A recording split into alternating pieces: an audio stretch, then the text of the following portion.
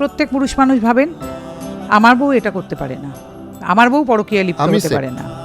আমি সেফ, সবাই নিজেরটা ভাবছে আমার বউ এরকম করতে পারে না, আমার বউ কোনোদিন এরকম করবে না, আমার বউ কিছুতেই থানায় গিয়ে আমার নামে বলবে না, আমার বউ পরকীয়া করতেই পারে না।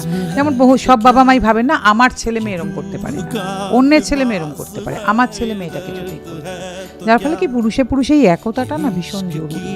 এটা মেয়েদের মধ্যে গড়ে উঠেছিল বলেই বা আছে বলেই কিন্তু আজকে মেয়েরা এত আইন পেয়েছেন, আজকে মেয়েরা এত কিছু পেয়েছেন এবং মেয়েদের জন্য এত কিছু হচ্ছে।